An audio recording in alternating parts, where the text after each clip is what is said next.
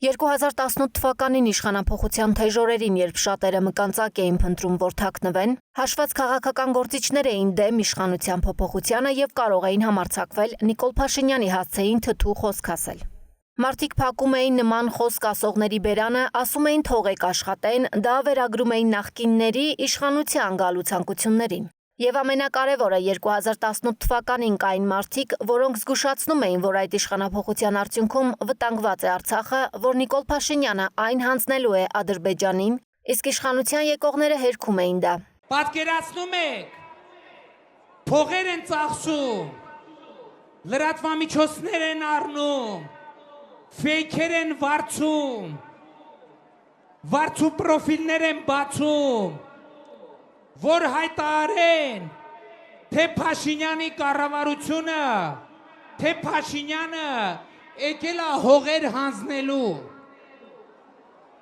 Դուք պատկերացնում եք, ես Ղարաբաղի հարցով դեռ մի բառ չեմ բանակցել։ Նրանք ասում են, թե եկել է հող հանձնելու։ Զգուշացնողներից մեկը ԵԿՄ նախագահ գեներալ Մանվել Գրիգորյանն էր, նա ասում էր, որ եթե հանձնվի Արցախը, կկորցնենք նաև Հայաստանը։ Ես զիջել հասկացություն նման գաղափար չեմ կարում, չեմ ընկալում ինչի մասին են խոսում։ Ես գիտեմ սա ով է։ Սա կյանքում չի բավարարի, ասում եմ որ Արցախն էլ ասենք տանք, հետո վաղը Զանգեզուրն է ուզելու, Զանգեզուրը տանք բդի Սևանն ուզի, էլ չի բևը ոտերը լվանա, այն մեկն էլ կարող է Երևան քաղաքն ասում եմ պապերումն այլ է, էսի հոզելով չի, նրանք ուզում են, բայց տվող էլ բդի, չէ։ Նիկոլ Փաշինյանի ընտրության օրը 2018 թվականի մայիսի 1-ին այդ մասին զգուշացնում էին նաև Հանրապետական կուսակցության անդամ պատգամավորները Արման Սաղաթելյանը, Արմեն Աշոտյանը, Վահրամ Բաղդասարյանը։ Հայկական ժամանակի 2001 թվականին լույս տեսած ահա այս համարը երեկվանից դրած է իմ աշխատանքային սեղանին։ Եվ ուրեմն ինձ զարմացնում է, որ մեր երկրում դեռ կան մարդիկ, ովքեր իլյուզիաներ ունեն գրավյալ, եթե կուզեք ազատագրված, եթե կուզեք օկուպացված տարածքների վերաբերյալ։ Մեկ նախադասություն հետո, ես չեմ ընդունում այդ տեսակետը, թե լավ դիվանագիտությունը կարող է այնպես անել, որ այդ տարածքները չվերադարձվեն Ադրբեջանին։ Եվ այսպես շարունակ, մոտ 20 օրինակ այս հոդվածի ես կթողնեմ քարտուղարության մոտ, որպեսզի բոլոր շահագրգիռ կողմերը կարող են անցրի այդ ծանոթանալ, ավելին ասեմ ձեզ, նույն այս հոդվածը տեղադրված է եղել Հայկական ժամանակ թերթի էլեկտրոնային կայքում, եթե չեմ սխալվում, 2012 թվականին, Arm Times-ում եւ այնուհետ որոշ շրջանակներում բավականին բուռն ու ոչ միանշանակ արձագանքներից հետո այն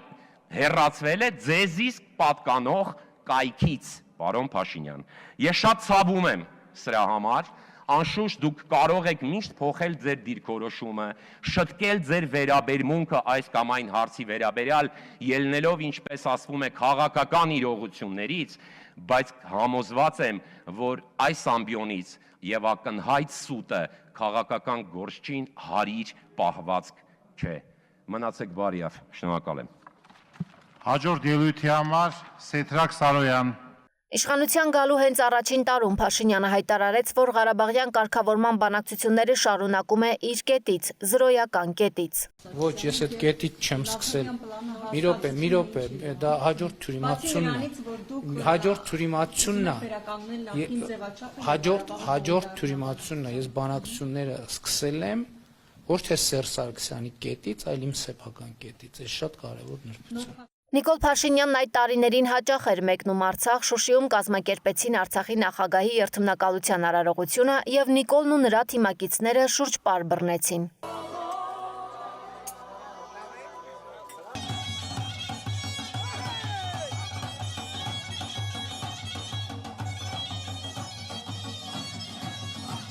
Արցախում բազմահազարանոց հանրահավաք կազմակերպվեց 2019 թվականին եւ Նիկոլ Փաշինյանն իր հայտնի ելույթն ունեցավ։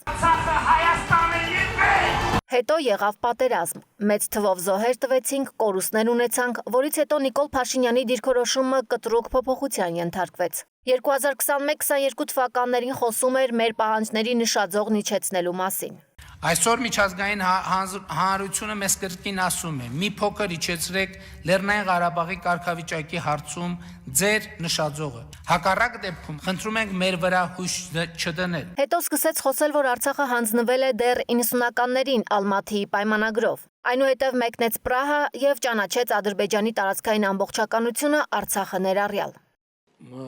Տեսեք 86,600 քառակուսի կիլոմետրը ներառում է նաև Լեռնային Ղարաբաղը, բայց նաև պետք է արձանագրել, որ մենք ասում ենք, որ Լեռնային Ղարաբաղի հայության իրավունքների եւ անվտանգության հարցը պետք է քննարկվի Բաքու-Ստեփանակերտ ֆորմատում։ Ուղիղ, պարոն Փաշինյան, դուք չեք ասում ամեն դեպքում Հայաստանի այսօրվա կառավարությունը ասում է, որ Արցախը Ադրբեջանի մաս է։ Հայաստանի այսօրվա կառավարությունը ինչ ասի չասի, Հայաստանի Հանրապետության բոլոր կառավարությունները ճանաչել են Ադրբեջանի տարածքային ամբողջականությունը։ Եվ ես ասել եմ, որ ավելի եմ կոնկրետացրել եւ ավելի կոնկրետ դժվար եմ պատկերացնում ինչպես կարող եմ ասել։ 86,600 կիլոմետր տարածքային ամբողջականությունը Հայաստանի Հանրապետությունը պատրաստ է ճանաչել եւ մեր ընկալմամբ Ադրբեջանը պատրաստ է ճանաչել Հայաստանի Հանրապետության 29842 կիլոմետր տարածքային ամբողջականությունը։ Եթե ճիշտ ենք հասկանում մենք այս հարցում Ադրբեջանի հետ իրար, Հայաստանի Հանրապետությունը այո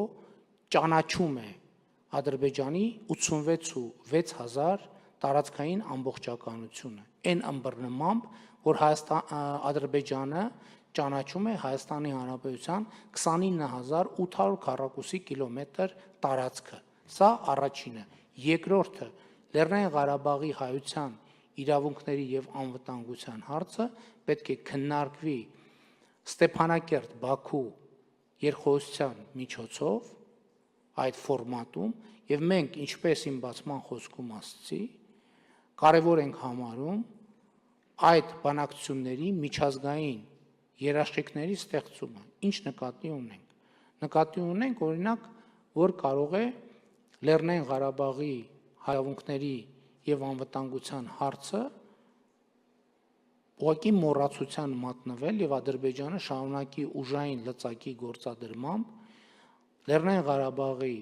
հայության էթնիկ զտման եւ ցեղասպանության քաղաքականությունը։ Եվ մենք կարևոր ենք համարում, որ լինեն երաշխիքներ, որ այդ քաղաքականությունը չի շարունակվելու։ 2023 թվականի սեպտեմբերին, երբ Ադրբեջանը հարձակվեց Արցախի վրա, Հայաստանը մենակ թողեց Արցախին։ Նիկոլ Փաշինյանը հայտարարեց, որ մենք չենք ներքաշվելու այդ կոնֆլիկտի մեջ։ Հայաստանի Հանրապետությունը չի պատրաստվում պատերազմ վարել Լեռնային Ղարաբաղի համար։ Ավելի ճիշտ, սեփական, միջազգայինորեն ճանաչված սահմաններից դուրս որևէ հավակնություն չունի։ Նիկոլ Փաշինյանի կառավարման 6-րդ տարում արդեն կորուստներն Արցախով չեն սահմանափակվում, սկսվել է Հայաստանի տարածքների զավթումը։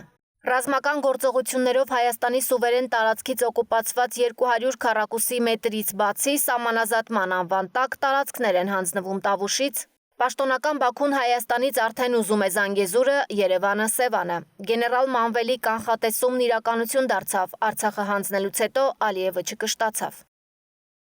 Լիա Սարգսյան, Հրապարակ։